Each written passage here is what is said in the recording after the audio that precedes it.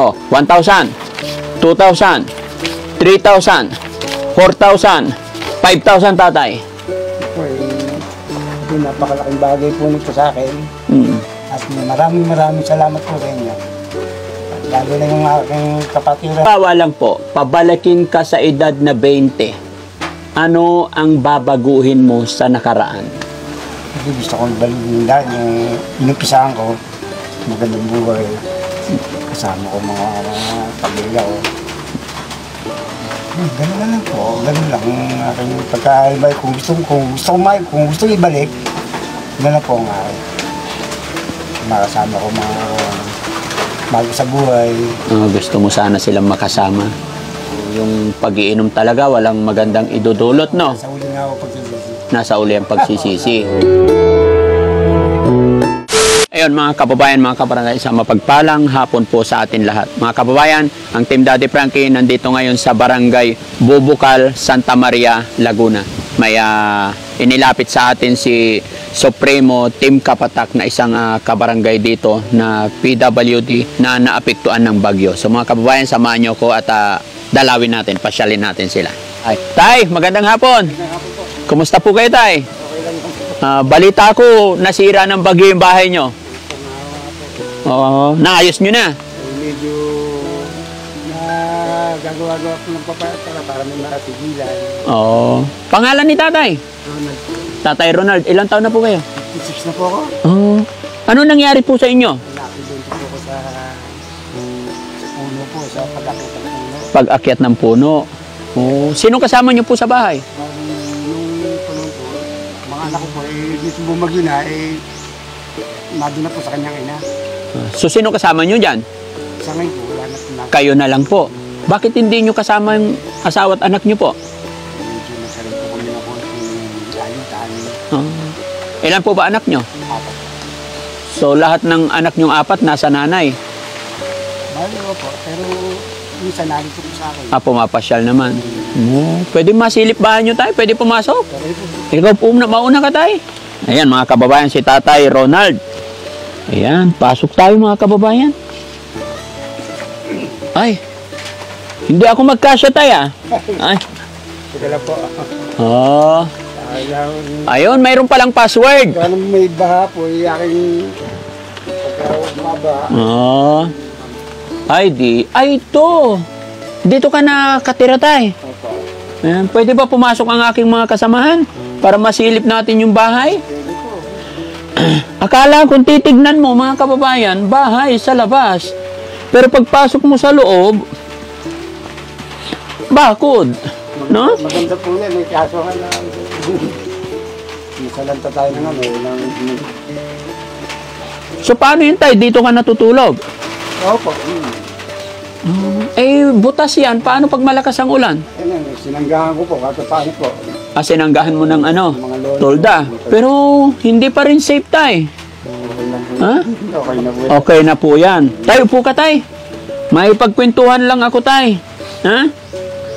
Papakilala ako sa inyo tayo. Ako po si Daddy Frankie. Ayan, nakapasyal ako dito.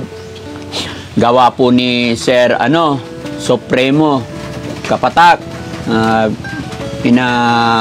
Ginagabayan niya para mapasyalan po kayo. So sa ngayon tay, lalong-lalo na't bagyo. Anong hanap buhay nyo? Wala na. Wala. Hindi ako makapaghanap buhay. Na-activate na po. Paano kayo nabubuhay kung wala kayong kasama rito? Saan kayo kumukuha ng pagkain? Meron po naman akong kuntong natatanggap sa municipality. Pero Pangulo po ako ng PWD. Monthly meron po ako natatanggap ng 500. May ako pinagkakasya yun. Pinagkakasya nyo po yung 500 pesos buwan-buwan. Paano nagkakasya yun tayo? Mahal-mahal. Kape pa lang, 20 pesos na yung isang timplahan. Hindi, meron po namang mga kaibigan ko nagmamalasakit sa akin. Nagbibigay sa akin ng mga konting konsiderasyon nila sa akin. Hindi naman ka mga kaibigan. Tapos may magulang pa rin naman ako, nagpapadala po sa akin. Monthly rin, 200, 300. Binibigyan 200, 300. Ilan po ba kayo magkakapatid? Marami kami sir eh. Siyam po kami. Ako lang po ang narito sa Laguna. Nasaan yung mga kapatid nyo po? Sa Sayo. Nanay, tatay nyo po? Patay na po yung aking tatay. Nanay, meron pa. Okay. Kala ko talaga mga kababayan, nandun ako sa harap, akala ko buo yung bahay. Pagpasok pala dito sa likod, tignan nyo. No? So, ikaw lang mag-isa nagluluto, tay? Sa kayo sa ngayon po. Nagluluto dito. Anong, nag-lunch ka na ba, tay? Opo, tapos na po ako. Anong ulam mo kaninang lunch? Bali, kung yung dilata po. Oo. Dilata, sardinas. Sa gabi, anong ulam? Ay, pag-aabutan na lang po. May matira. Nagtira ka na lang. Tapos yun ang ulamin. Matipid lang mga ako pagka minsan, no, wala rin itong anak ko, nakakatipid ako. Nandun sa kanya. Kasi gawa ng 500 lang yung pinagkakasya. Ay, parang gano'n na rin. Hindi ba pwedeng pumunta ka na lang sa... Kasi napansin ko to, tay, itong pinagtirikan mo ng bahay, parang gilid lang ng kalsada, parang rights lang, ganun. Opa. Hindi naman ninyo lupa ito. Bali, opa. Ganun. Tama po. So, hindi ba pwedeng pumunta ka na lang sa asawa at anak mo, tay? Para may kasama ka sa... Yun po naman, pwede po. Pwede po. Gaano ka nakatagal nakatira dito, tay? Bali, 8 taon na po ako din. Dito ka lang lagi. Opo.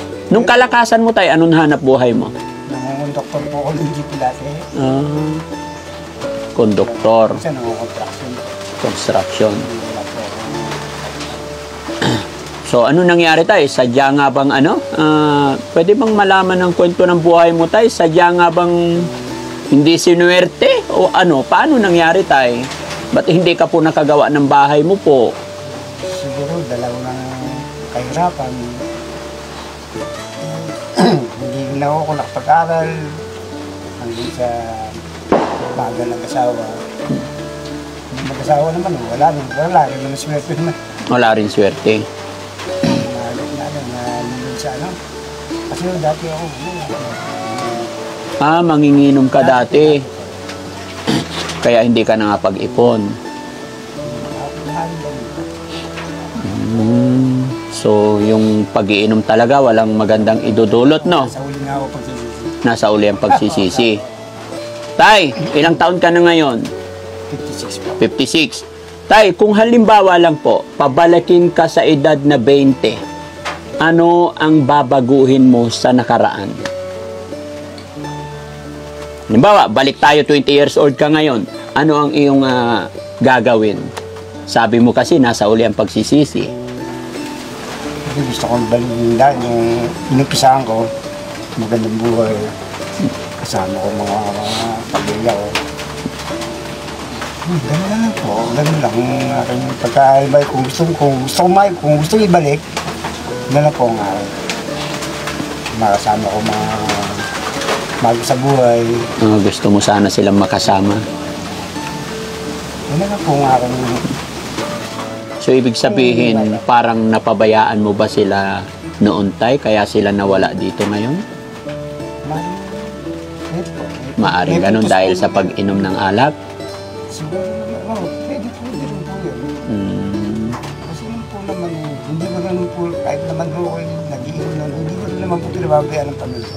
Okay. Kaya nga sila ay talaga, nagkaroon ko kami ng pagkakalitan, hanggang sa may hindi pagkakaunawaan. Tay, laban lang, tay. Yan ay palilipasin lang natin yung mga problema. Kung ano man ang problema natin, wag natin patitirahin sa ating bahay. Wag natin patirahin sa ating puso ang problema. Ano po? Palipasin lang, padaanin lang po. Ano? Tay, nga pala, itong video na ito, may video po ako. I-upload namin. Okay lang po ba? ano po yan, Sa YouTube po. kalat po sa atin sa... Mapapanood po ng mga anak nyo po. Baka may gusto kayong sabihin sa kanila, tay, at asawa nyo. Okay na po. Ha? Para po. Po? Baka may gusto kang sabihin sa kanila, tay, para maayos na yung gusot. Alam mo, tay, ano naman ang pagkakamali ng bawat isa pag naipapaliwanag natin yung side natin at tumatagal kahit gaano kainit, kahit kumukulong tubig, tay, pag tumagal, lumalamig, babalik sa normal, Ganun din po ang tao, tay. Basta na ipaliwanag natin sa tamang oras, tamang panahon, malay natin, tay, maging maayos kayo ulit. So, tay, ito yung pagkakataon mo po, tay. Okay lang po, okay na po sa akin yun. Siguro naman sa awa ng Diyos. Kahit kaya, magkakaroon ka muna kung kasundo na. Okay. Banda-banda rin, baka ululubin ng Diyos. Kami siguro pagtatagpo ulit ulit. Magiging okay na Okay rin. na ulit. Okay. Tay, isang salita para sa iyong asawa. Ano ang isang salita para sa iyong asawa? Para sa asawa, no comment na ako sa asawa. Asawa. Oo. Okay na lang po, okay na. Okay, thank you so much, tay, ha. Tay, may bibigay ako sa iyo konting tulong kasi sabi mo 500 lang yung yung pinagbakakasya mo sa isang araw. Ay, oo, isang buwan. No?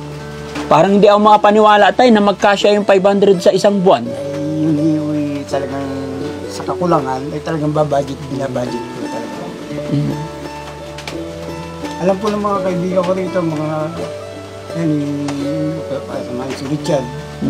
Alam po niya kung magkano hindi ako nagbabalak na nagtataas-taas ng mga basta kung ano yung natatanggap ko. Yun lang. Napakabait mo, tay. Napaka mapagpakumbaba mo.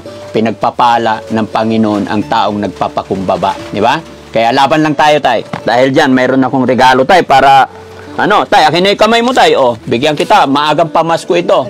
No? Kasi si Daddy Frankie, pumupunta talaga sa mga lolo't lola natin, lalong-lalo sa mga kababayan natin na nangailangan ng tulong. Kaya ito, tanggapin mo po yung regalo ni Daddy Frankie. Tay, kamay mo po, bilangin natin. 1,000, 2,000, 3,000, 4,000, 5,000, tatay. Ito, napakalaking bagay po nito sa akin. At maraming salamat po sa inyo. Lalo na yung aking kapatiran na si Richard. Opo. Salamat din ako sa kanya. Kinausap po niya, gusto mo kayari, ako sapin daw nga ako kayo. Kaya labis pa akong papasalamat sa inyo at tulungan niyo po. Tutulong. Laban lang tayo. Kay God lang tayo una magpasalamat.